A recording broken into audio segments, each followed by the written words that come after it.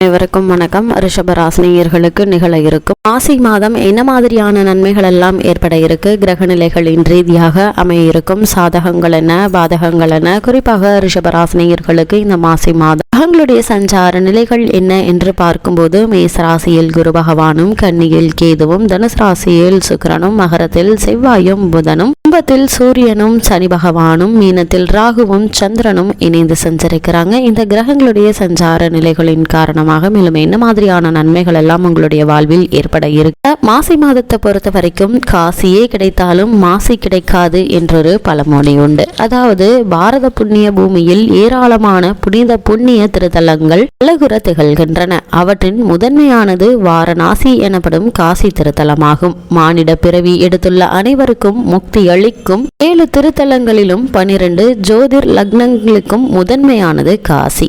காசி நகரம் முழுவதுமே சிவபூமி என்பதால் ஏராளமான பெரியோர்கள், சிவ பக்தர்கள் ஆகியோர் காசி மண்ணில் காலடி வைக்க மனமில்லாமல் தவழ்ந்து சென்று விஸ்வநாத பெருமானை தரிசித்து வந்ததாக புராண நூல்கள் விவரித்துள்ளன. பல பிறவிகளில் ஆதி திருத்தலத்தை தரிசிக்காமலும் அங்குள்ள கங்கையில் புனித நீராடாமலும் நம் வாழ்க்கை முடிகிறதே என்று மரண தருணத்தில் வருந்தியபடி உயிர் பிரியும் ஜீவர்களுக்கு மட்டும்தான் மறுபிறவியில் காசி திருத்தலத்தில் கங்காஸ்தான பலனும் விஸ்வநாத பெருமான், அம்பிகை, அன்னபூரணி ஆகியோருடைய தரிசனமும் கிடைக்கும் என காசி புராணம் கூறுகிறது. இத்தகைய புனிதமும் பெருமையும் கொண்டு திகழ் காசி திருத்தல தரிசனமும் கங்காஸ்தானமும் கிடைத்தாலும் கூட மாசி மாதத்தில் வரும் மகா சிவராத்திரி அன்றுதான் விரதம் இருந்து பார்வதி பரமேஸ்வரனை பூஜிக்கும் பேரு கிட்டும். இதற்கு பல பிறவிகள் எடுத்து ஏராளமான புண்ணியத்தை சேர்த்து வைத்தால்தான் மாசி மாதத்தில் வரும் மகா சிவராத்திரி அன்று பரமேஸ்வரனை பூஜிக்கும் பேரு கிட்டும் என புராதன நூல்கள் விவரித்துள்ளன. 12 ஆண்டுகளுக்கு ஒரு முறை நடைபெறும் கும்பமேளாவும் மாசி மாதம் மக நட்சத்திரத்தில் தான் கொண்டாடப்படுகிறது.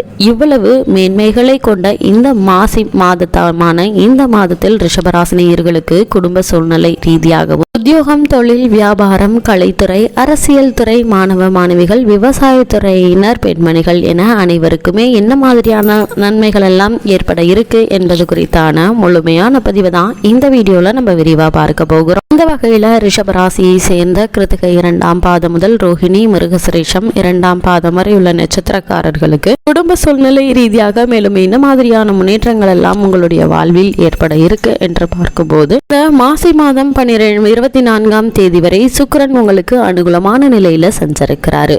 இந்த மாதம் முழுவதுமே குரு பகவானால் நன்மை எதையும் எதிர்பார்க்க இயலாது. விரைவில் குரு பகவான் உங்களுடைய ராசிக்கு சஞ்சரிக்க இருக்கிறாரு.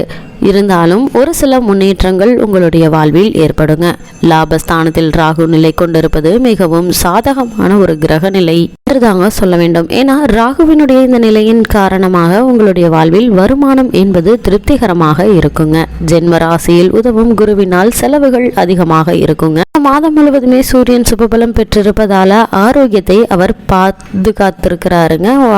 சூரியனால் ஏற்பட்டு வந்த உடல் உபாதைகள் நீங்கி நல்ல ஒரு முன்னேற்றம் ஏற்பட இருக்குது. ரிஷபராசினியர்களை பொறுத்த வரைக்கும் உத்தியோக காரணமாகவோ அல்லது வேறு காரணங்களுக்காகவோ கணவன் மனைவி பிரிந்திருந்தவர்கள் ஒன்று சேர இருக்கீங்க. பூர்வ புண்ணிய ஸ்தானத்தில் கேது இருப்பதால தீர்த்ததல தரிசனம், மகான்களுடைய ஆசை கிடைக்கக்கூடிய ஒரு காலகட்டமா இந்த மாசி மாதம் அமைஞ்சிருக்குது. தற்போது உங்களுக்கு நடைபெற்று வரும் தசாபுக்திகள் சாதகமாக இருக்கும் பட்சத்துல அயோத்தியா சென்று வரும் மகத்தான பாக்கியமும் கிடைக்க இருக்குதுங்க. லாபஸ்தானத்தில் நிலை கொண்டுள்ள ராகுவினுடைய பலத்தினால எதிர்பாராத பணவரவிற்கு சாத்தியக்கூறுகள் உள்ளத கிரகங்களுடைய சஞ்சார நிலைகள் தெளிவாகவும் உறுதியாகவும் எடுத்துக்காட்டுது. எதிர்பாராத பணவரவிற்கு சாத்தியக்கூறுகள் இருக்குதுங்க. அதுவும் மாசி மாதம் 25ஆம் தேதி சுக்கிரன் ராசி மாறுவதால எதிர்பாராத செலவு ஒன்று நீங்கள் சமாளிக்க வேண்டி இருக்குங்க. அதுவும் சுப செலவுகளாக அமையும் பட்சத்துல நீங்கள் கவலைப்பட வேண்டிய எந்த ஒரு அவசியம் இல்லைங்க. இந்த மாதம் உங்களுக்கு பல நன்மைகள் நிறைந்த ஒரு மாதமாகவே அமைய இருக்குது. ரிஷபராசியை சேர்ந்த உத்தியோகஸ்தர்களுக்கு நிகழ இருக்கும் மாசி மாதம் மேலும் என்ன மாதிரியான முன்னேற்றங்கள் எல்லாம் ஏற்பட இருக்கு என்று பார்க்கும்போது, ஜீவனக்காரகரான சனி பகவான் தனது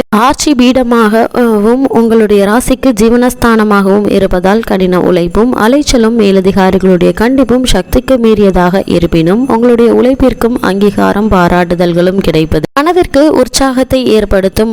அது மட்டும் இல்லாம புதிய வேலைக்கு முயற்சித்து வரும் ரிஷபராசி அன்பர்களுக்கு நல்ல நிறுவனத்தில் வேலை கிடைக்க இருக்குது. வெளிநாட்டு வேலை முயற்சிப்பவர்களுக்கு வெற்றி கிடைக்க இருக்குதுங்க. இருக்குதுங்க. அதன் காரணமாக குடும்பத்தை விட்டு தற்காலிகமாக பிரிந்திருந்தவர்கள் ஒன்று சேரக்கூடிய ஒரு தருணமாகவும் இந்த மாசி மாதம் இருக்கு என்பதை கிரகங்களுடைய சஞ்சார நிலைகள் தெளிவாகவும் உறுதியாகவும் எடுத்துக்காட்டுதுங்க. கப்பல்களில் பணியாற்றி வரும் ரிஷபராசியினருக்கு ஊதிய உயர்வு நிச்சயம் கிடைக்கக்கூடிய ஒரு மாதமா இந்த மாசி மாதம் அமைஞ்சிருக்குது. ரிஷபராசி சேர்ந்த தொழில் மற்றும் வியாபாரம் செய்பவர்களுக்கு வர்த்தகத்துறை அதிகாரியான சனி பகவான் அனுகூலமாக சஞ்சாரிக்கும் கூடிய இந்த நிலையில ராகுவும் சுக்கிரனும் சுபபலம் பெற்றிருப்பதால உற்பத்தியை அதிகரிப்பதற்கு மிகவும் அனுகூலமான ஒரு மாதமா இந்த மாசி மாதம் அமைஞ்சிருக்குதுங்க. உற்பத்திக்கு அத்தியாவசியமான மூலப்பொருட்களுடைய விலை சென்ற மாதத்தை விட குறைவதாலும் சந்தையில் உங்களுடைய பொருட்களுக்கு தேவை அதிகரிப்பதாலும் உற்பத்தியை நீங்கள் அதிகரிக்கலாங்க. லாபம் ஏற இருக்குதுங்க. புதிய முயற்சிகளிலும் விஸ்தரிப்பு திட்டங்களையும் அதிகரிப்பதற்கு ஏற்ற ஒரு மாதமா இந்த மாசி மாதம் அமைஞ்சிருக்குது. வங்கி மற்றும் தனியார் நிதி நிறுவனங்களுடைய உதவி தக்க தருணத்தில் கிடைக்க இருக்குதுங்க. சூரியன் சிறந்த சுபபலத்துடன் சாதகமாக சஞ்சரிப்பதால அரசாங்க உதவி எளிதில் கிடைக்க இருக்குதுங்க. உங்களுடைய முயற்சிகள் அனைத்திற்குமே வெற்றி கிடைக்கக்கூடிய ஒரு தருணமா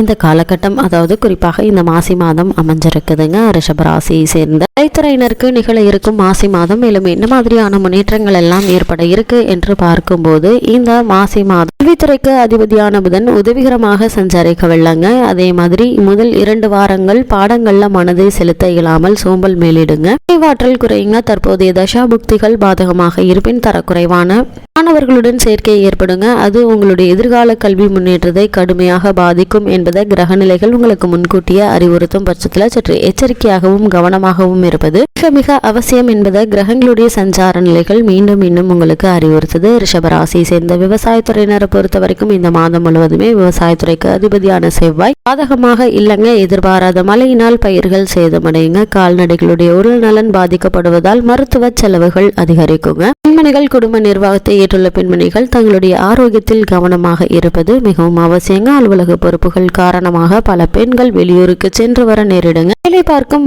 பெண்களுக்கு பொறுப்புகள் சற்று அதிகரிப்பதற்கான வாய்ப்புகள் அதிகம் இருக்குது. அதே மாதிரி புத்திர பாக்கியத்திற்காக இயங்கிக் கொண்டிருக்கும் ரிஷபராசி சேர்ந்த பெண்மணிகளுக்கு புத்திர பாக்கிய யோகம் கிடைக்கக்கூடிய ஒரு தருணமாகவும் இந்த மாசி மாதம் அமைஞ்சிருக்குதுங்க. இந்த காலகட்டத்தை பொறுத்த வரைக்கும் வெளியூர் பயணங்களின் போது எச்சரிக்கையாக இருங்க. மாணவ மாணவிகள் சக மாணவ மாணவிகளுடன் பழகும் போது மிகவும் எச்சரிக்கையாகவும் ஜாக்கிரதையாகவும் இருப்பது மிக மிக அவசியங்க. மற்றபடி இந்த மாதத்தை பொறுத்த வரைக்கும் நீங்கள் கவலைப்பட வேண்டிய எந்த ஒரு அவசியமுமே கிடையாது. சிலருக்கு நல்ல ஒரு முன்னேற்றம், ஒரு சிலருக்கு புதிய வீடு நிலம் வாங்குவதற்கான முயற்சிகள்ல வெற்றி கிடைக்கக்கூடிய ஒரு தருணமா அமைஞ்சிருக்குது. ரிஷபராசினியர்களை பொறுத்த வரைக்கும் இந்த நிகழ இருக்கும் மாசி மாதம் கிரகநிலைகளின் ரீதியாக கூறப்படும் பரிகாரம் என்ன என்று பார்க்கும்போது வியாழன் மற்றும் சனிக்கிழமைகள்ல அருகிலுள்ள திருக்கோவில் தரிசனம் மிகச்சிறந்த பரிகாரம் ஆகுங்க. மாணவ மாணவியருக்கு இதே பரிகாரம் நல்ல பலனை அளிக்குங்க. தவறாது செய்து பயனடைங்க. எண்ணற்ற நன்மைகள் உங்களுடைய வாழ்வில் ஏற்படும் என்பதை கிரகநிலைகள் உங்களுக்கு தெளிவுபடுத்துது.